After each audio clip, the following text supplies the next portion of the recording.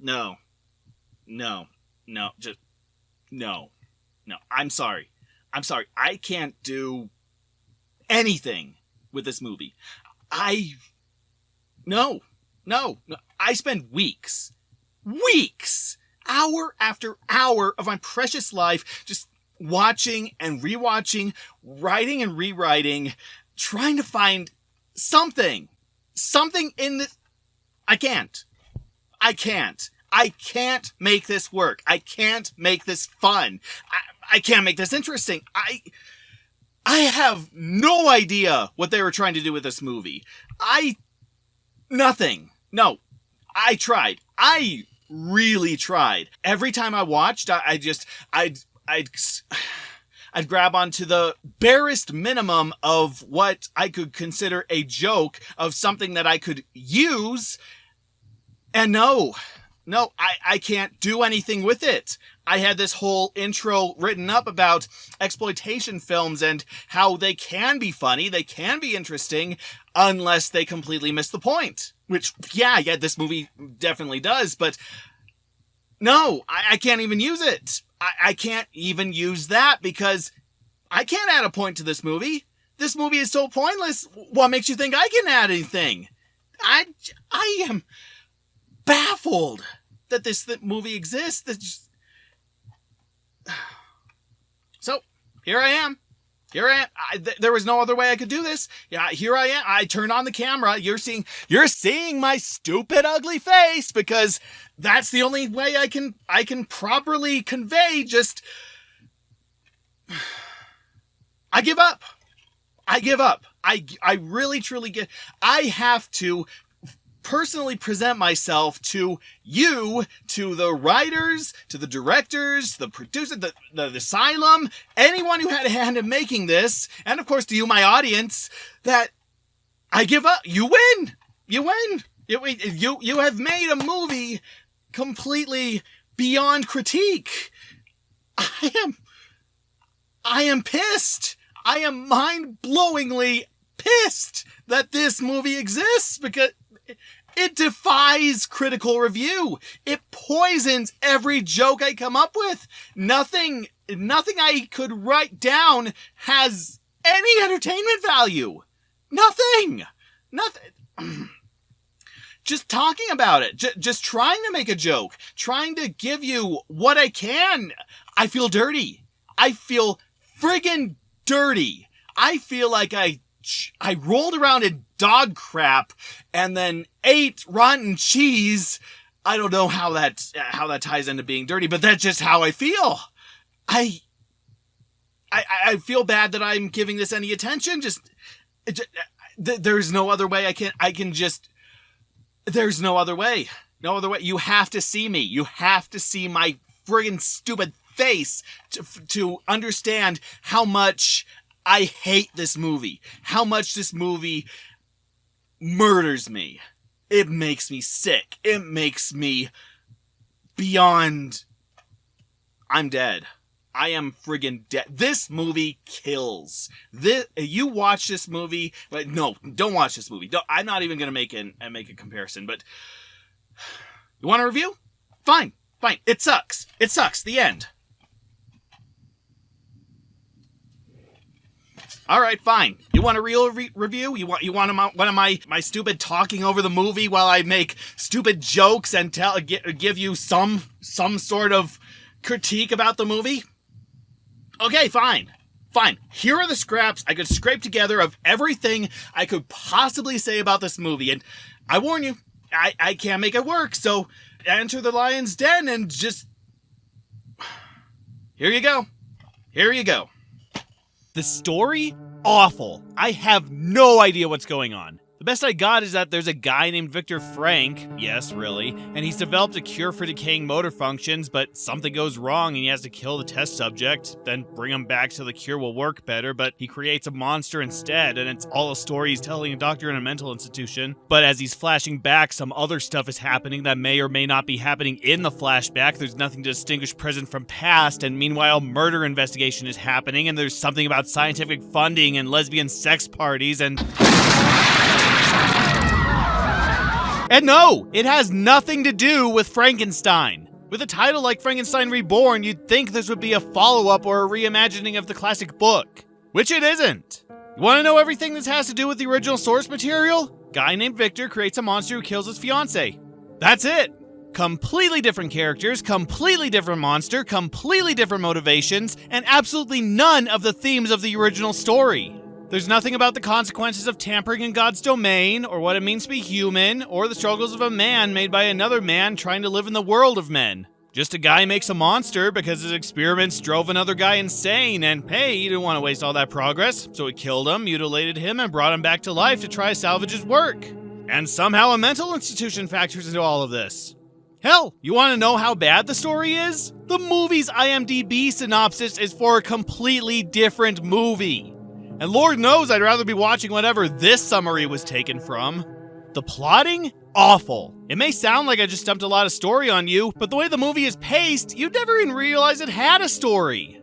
Each plot point is practically sneezed at us. Like, gotta get this out of the way. Okay, that's enough. Gotta get this out of the way. Cover that. Cool. Gotta get this and this and this and this and this and this. Yeah, I'm bored. Just throw something in there about project funding while I grab a drink. Instead, this movie's padded to hell with long, endless scenes of talking and walking and gross-out shots, as well as throwaway elements that add nothing to the overall plot or develop the characters or world this takes place in.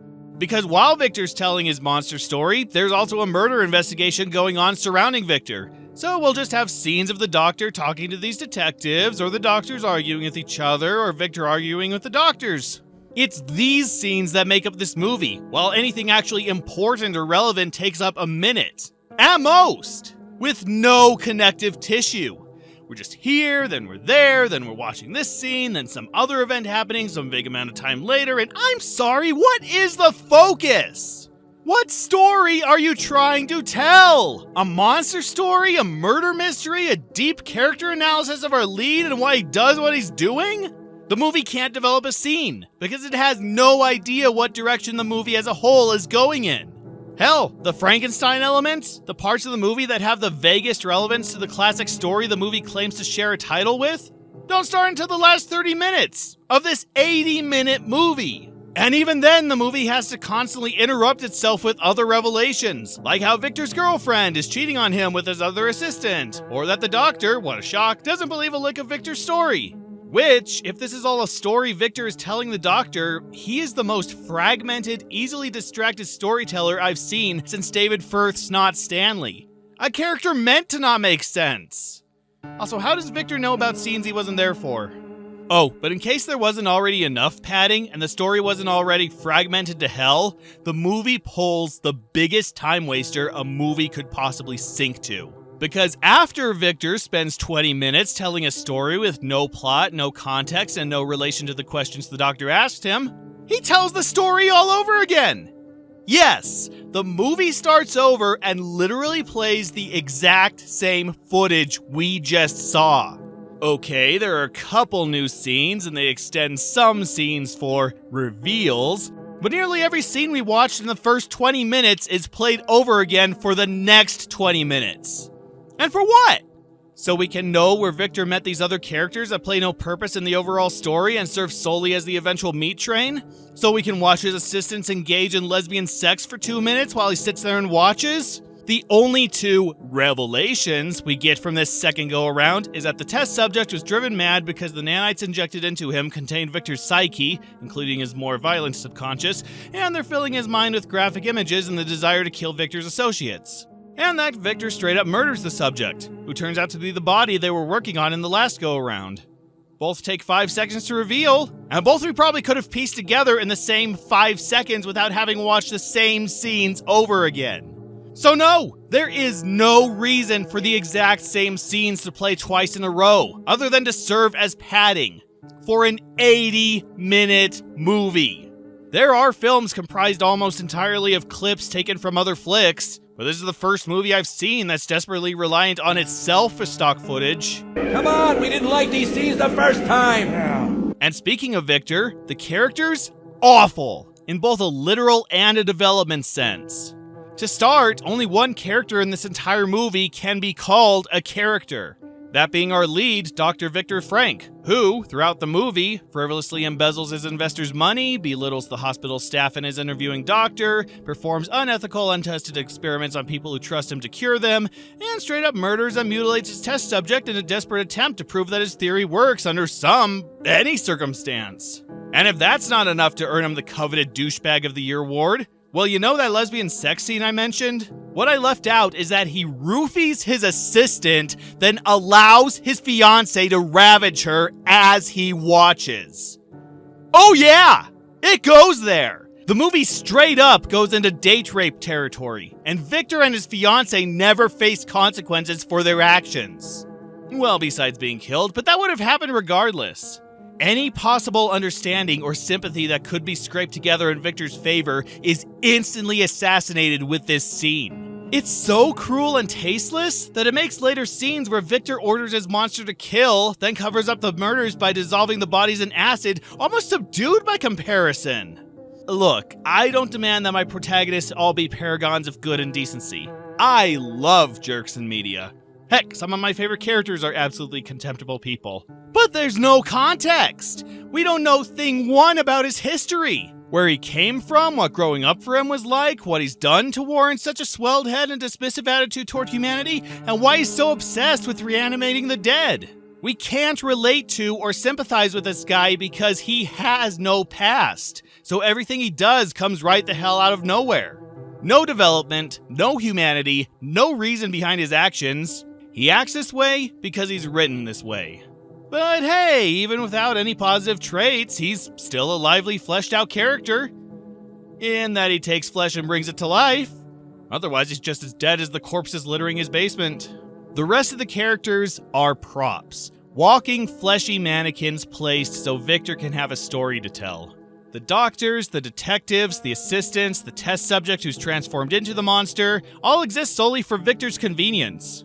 They have no lives outside of Victor. They're there so Victor can triumph or suffer. So that Victor can have someone to talk down to. So that Victor can have motivation to act. And so Victor can prove he's the best in everything he does, whatever it is. Even if Victor isn't in the same room, the conversation must solely be Victor-themed. And if you disagree with or upset Victor in any way, well, you deserve to die. The characters in the room were more independent and free-willed. At least Denny bought some drugs without Johnny having to hold his hand. Or maybe this movie is more brilliant than I thought. I mean, if there's a Twilight Zone-esque twist and everyone we see are people Victor murdered and replaced with obedient automatons that repeatedly play-act his fantasies of bringing the dead to life, then I will call this the most amazing asylum movie I've ever seen. Spoilers, that's not what happens. That would require original thought. And the movie can't be bothered to give us any of that. And no, the actors don't help, because the acting, awful. The cast is comprised mostly of actors we've previously seen, and who have given lively, passable performances before, but this movie sucks out every trace of life they've shown, leaving miserable shells where talent once dwelled. Rhett Giles makes his 5th appearance in a row, playing our lead Victor, and while I've praised this guy's acting for his last 4 appearances, this is his worst yet. Now, being Rhett Giles, he still tries to bring life and personality to what he's given, presenting his character as hedonistic yet dignified and kinda giving off a Hannibal Lecter vibe when he's in the hospital. But because the director has no idea what they're doing or what makes for mood or atmosphere, he's barely given anything to work with. It's right back to Way of the Vampire level of showing no emotion or inflection, because he has to be dark and brooding and deep in thought about how dark and brooding he is. Except, believe it or not, his performance here is a step lower than Way of the Vampire. The movie manages to find the one bit of acting Rhett Giles can't pull off: hysterical screaming. The only times Giles is allowed to emote are when he has a breakdown and starts screaming in despair. And the effect is less traumatic memories are coming back to haunt me and more, "Mommy, I want ice cream now! Now! Now!" Elizabeth! Elizabeth! Johnson! Elizabeth! It's me! Oh, and if you thought his scream from Jolly Roger was hilarious, take a listen to how he reacts when he sees the corpse of his dead girlfriend. And remember that this is the movie we're supposed to take seriously. No! God! Did he take screaming lessons from the villain from Highlander, the animated series? No! No! No! No! Bring out the Darth Vader clip! No! Well, that's still an improvement. Yeah, take a break from the next few Asylum movies, Rhett. You've earned it. Besides Rhett Giles, other returning faces include Thomas Downey, Eliza Swenson, Jeff Denton, Christina Rosenberg, Sarah Leaving, Amanda Barton, Matt Kokinski, Candace Faye, L'Oreal New, and Joel Hebner, many of whom make their film debut here, and most appear in the next Asylum movie, the previously featured Beast of Bray Road. Also joining the cast are Elisa Vigil, recently of Dragon Force fame, and who would later appear in another Asylum movie a decade later, William Clevenger, who would produce the cult classic Automaton Transfusion, and adult film star Dana DeArmond, making her screen debut here before going on to a long and prolific filmography that continues to this day, with over 500 titles to her name. None of which I can in good conscience show here, but all of which are still more dignified than appearing in this Drek. I guess most of these actors try to give some sort of performance, but if our lead was giving nothing to work with, then these poor saps are stuck with the floor crumbs from that nothing he's fed. Suddenly, Ginger Dead Man 3 isn't the worst movie on any of these actors' resumes. The sound? Awful! Though not the most awful we've seen from an Asylum movie. At least this movie has the good sense to record most of its dialogue live and inside closed spaces. The quality is inconsistent and the reverb varies depending on the size of the room, but at least it all sounds like they're being recorded inside that room and not half there and half in a recording booth with painfully noticeable clarity fluctuations. And even when they do ADR the dialogue, they have the good sense to keep the actors far away from the camera, so we're not seeing them talk without their lips moving, and vice versa. But that doesn't make up for the inconsistent scene-to-scene sound balancing or the difference in volume as an actor moves closer or further away from the microphone. Back so soon? But the biggest fail in this case are the sound effects. Now, again, the movie shows some restraint and doesn't use a million outdated and distracting sounds that we're tired of hearing in even mainstream movies. Which is good, because the effects CD they do use doesn't fit the movie's tone at all. When the monster's on screen, they'll use the same 3 random animal growls over and over, to the point where you're growling from having to listen to this noise. And for a movie trying to be dark and moody, the electrical sounds sound like something out of an old series of Doctor Who.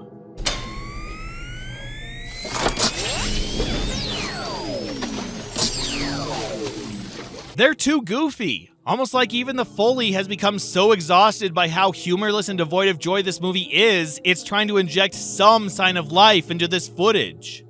Thanks for the effort. Didn't work. The other technical elements? Awful. And this is where the movie truly dives right off the deep end into overblown pretentiousness. You see, this isn't just a monster movie. It's not just a retelling of the Frankenstein legend. No. This movie is art. An expressionist masterpiece where the writer and director bare their souls to the world, so everything has to be cast in shadow, or in shades of blue or green, with only pale or fluorescent lights illuminating each scene to show just how ugly the world is. And nearly every conversation has to be comprised of the camera switching back and forth between two people to emphasize the disconnect between individuals. And we need bright white transitions that appear right the hell out of nowhere to increase the severity of the hallucinations these characters have, and whatever else they can throw at the screen to give the illusion they're making something deep and meaningful. I mean, we're just the air conditioners walking around on this planet screwing each other's brains out. So true. Though I guess the camera's fine. It's usually backed away at the right distance from the actors, and we get some impressive pans and sweeps, and some angle and focus swaps, but all they do is draw attention to just how empty this movie is, how nothing happens, and there's nothing worth focusing on. Something they desperately try to hide behind gore and sex and dark filters and other tricks they think make them great surreal masters, and not 14-year-old edgelords who think sex and gore are adult and throw a fit when their Sonic creepypasta isn't seen as the greatest horror story of all time. Oh, but if the lack of lighting and the transition flashes weren't obnoxious enough, all throughout the movie, we'll get these random freeze frames. Like someone accidentally clicked on the screen capture button at random points and forgot to remove the still shots during editing. Like everything else, there is literally no reason behind this choice. It's just an excuse for the writer and director to jump up and down and scream, "Ask me what it means! Ask me what it means!" Now this is where I was going to go into a lecture about how sex, score, or odd editing by themselves aren't art. That unless they form or at least support the subject of the movie, just showing them doesn't make you any more visionary than wearing a plastic mask of John Lennon makes you a revolutionary music pioneer. But I can't. Because like I said, any intelligent critique that could be made regarding how this movie uses these elements would just be responded to with no f***ing shit. To lecture this movie on how it's not presenting these elements correctly would be like handing a toddler a 200-page thesis on why shitting in your pants is wrong. It's a waste of time and energy on something that can't comprehend what you're saying and has no conscious control over what it's doing. So to have to point out that this movie has no idea what it's doing is just an insult to my intelligence and the intelligence of everyone watching. If anyone is still watching by this point. Oh, and the genius behind this movie? The guy who scribbled everything down thought he had an important message worthy of a film budget and oversaw every single detail to bring his soul to the screen. Leigh Scott. Yes, a guy we've seen multiple times during this look through the asylum, someone I've had mostly positive things to say about both his on-screen and off-screen work.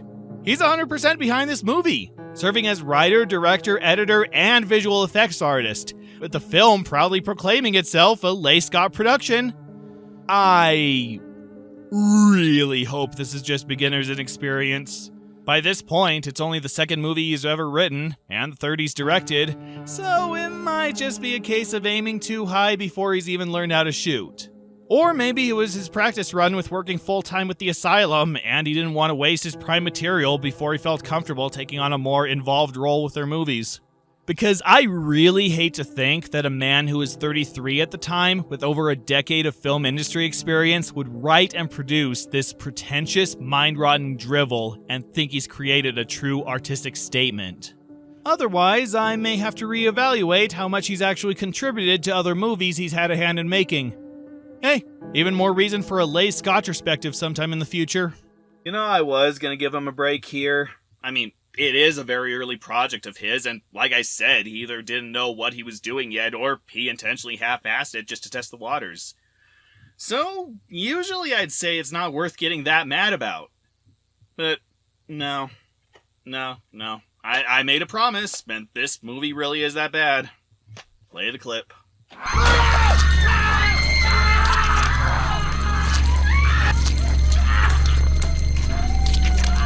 I guess the music's okay. It's a very boding, sinister, gothic rock score that gives the air of a dark horror film. It's like what you'd hear in a classic Universal monster movie, but done with modern instruments and recording techniques. It has a sort of modern retro feel, like the themes to Buffy the Vampire Slayer or Scream, music that you could imagine being featured in a horror movie from back when, but done with electrical instruments and electronic editing instead of a traditional symphonic orchestra. So while the movie looks like everything was filmed in the same building, with the lab in the basement and the different houses on the upper floors, the music does set things up for a modern imagining of a grand-scale mad scientist tale.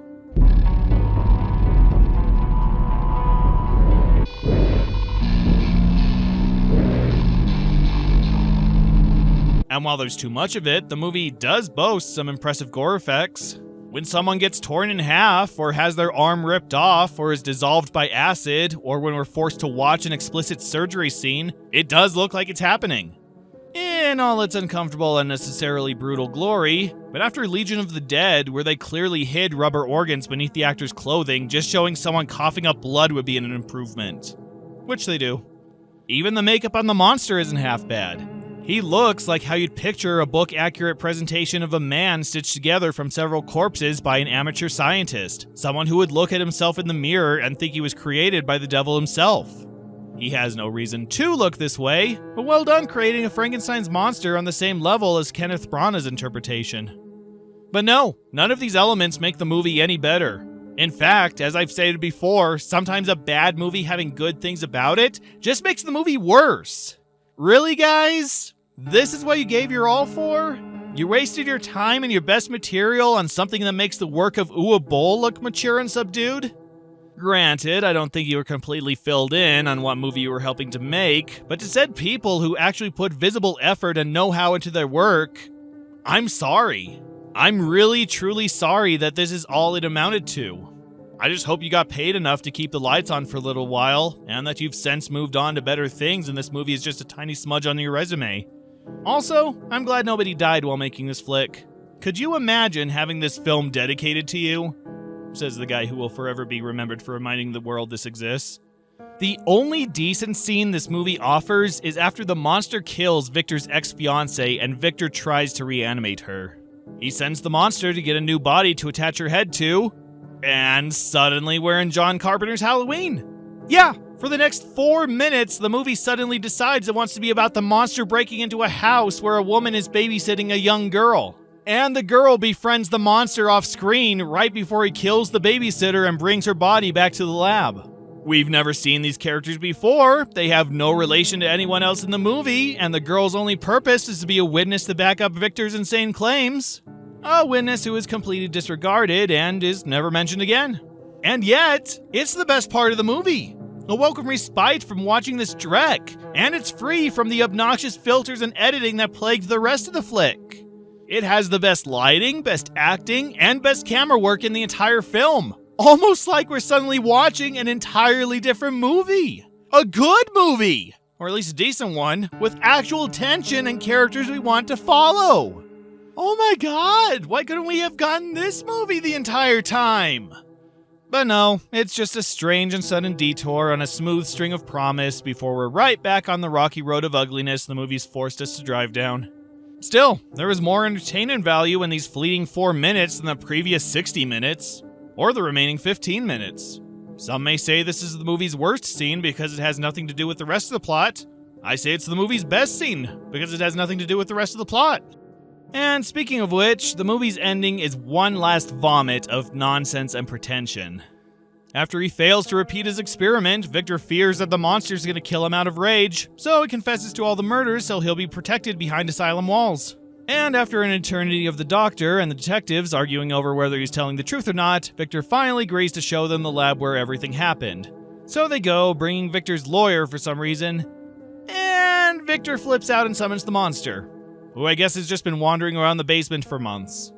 But wait, didn't Victor just say that he wanted protection from the monster, that he was gonna kill him? Oh, who the cares?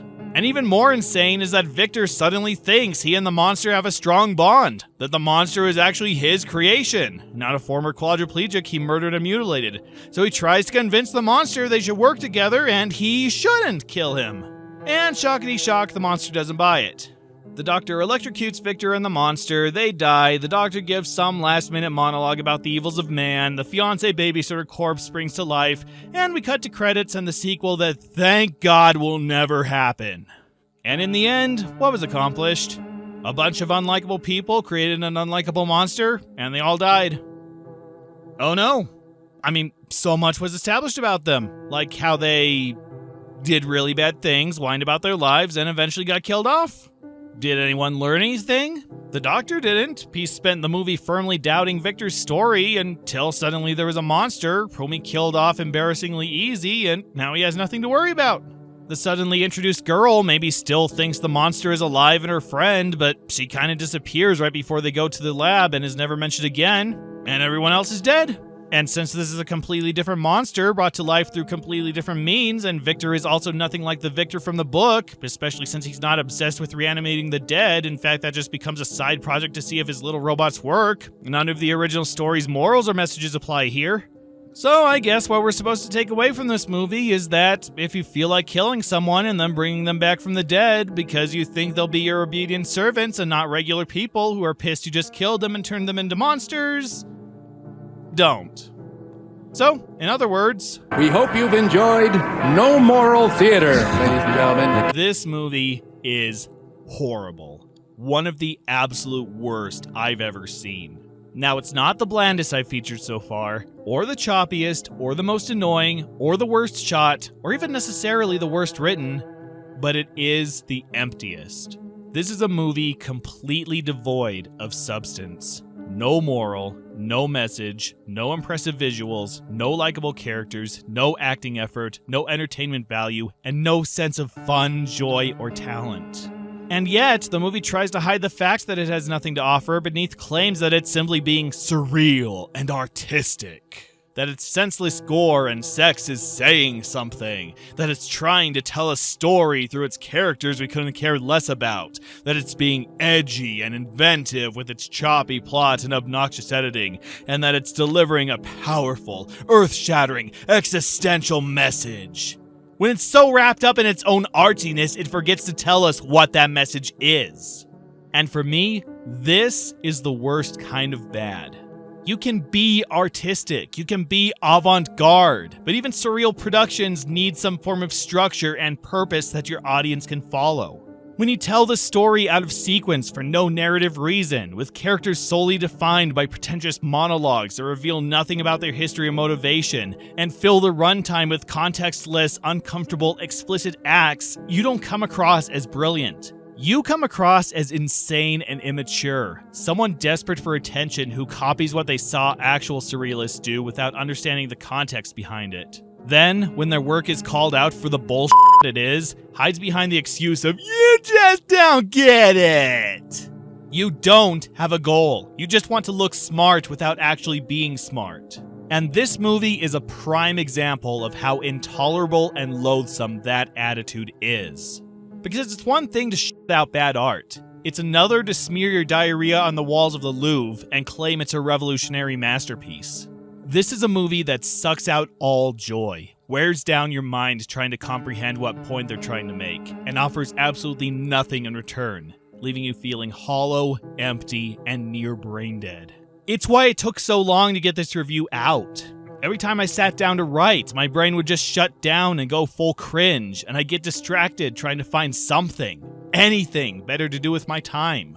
And that led to having to rewatch the movie over and over again, trying to remember what happened and desperately looking for something I could talk about. And each time that feeling just kept getting worse and worse.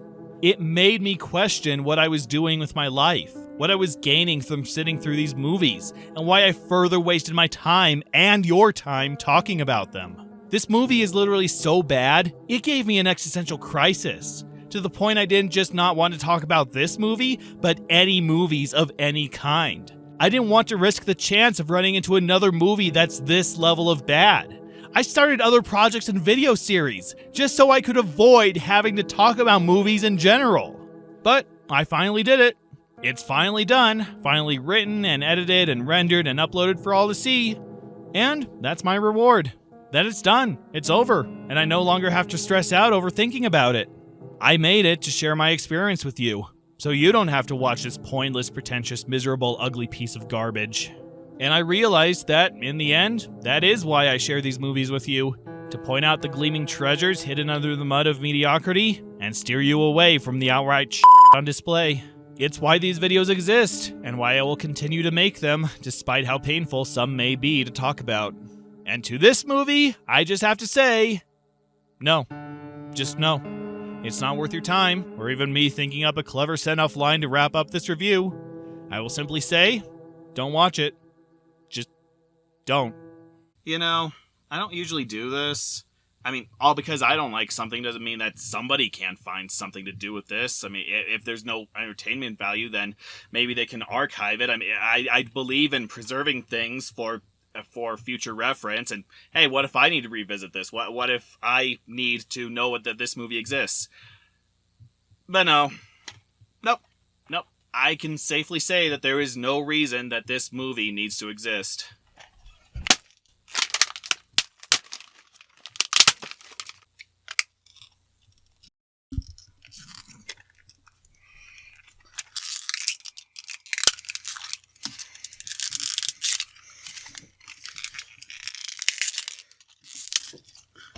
Shapeshifter, next. God.